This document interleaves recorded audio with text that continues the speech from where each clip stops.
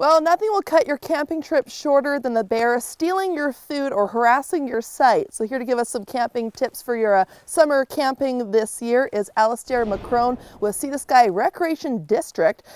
So Alistair, let's just talk about what are some basic things people should consider before going out to a site just such as Cat Lake here.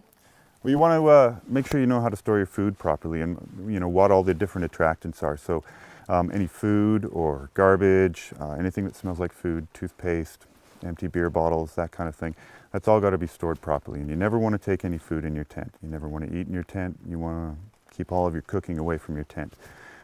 Overnight, you need to store all of your food properly. You don't want to draw any bears into your campsite from the smell. So you take it all and you're going to put it in food caches, you're going to put it away in the garbage cans here at a recreation site.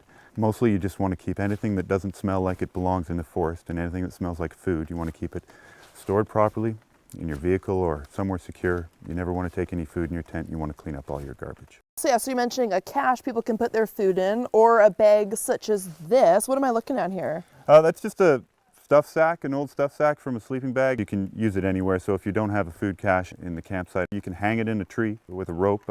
You've got to get it a couple of meters from the tree trunk and at least 3 meters above ground to keep it away from bears. Just don't ever use that for something you're going to put in your tent. You don't use it for anything other than food. All right, nice and simple. So Alistair, you've given us some great tips on how to keep bears out of your campsite, but obviously walking trails is a big part of camping. So what should we do to avoid seeing wildlife?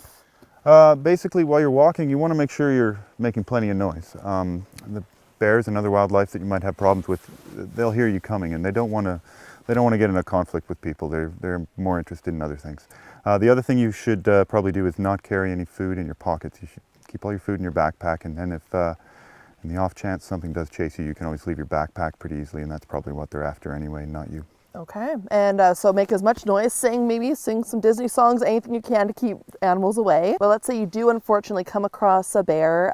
You read so much different, theories on what you should do, but what do you recommend? Well, I do just a couple of pretty simple things, and there's lots of stuff you can hear, but basically you can boil it down to a few simple steps. First, you want to make sure that the bear, it knows that you're there. They don't see very well, so shout out to it in a pretty, hey bear, I'm right here. Hi there. Don't worry about it.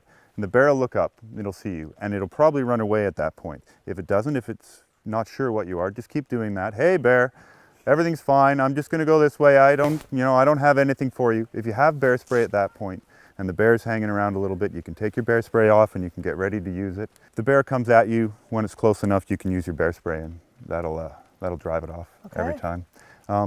But I've never had to use my bear spray. Don't be too worried. You're more likely to be attacked by a moose in Canada than a bear. They generally just want to feed and sleep. They don't want to get in a fight. All right, so nice peace of mind to end the segment. So thank you so much for joining me, Alistair. You're welcome. Appreciate it.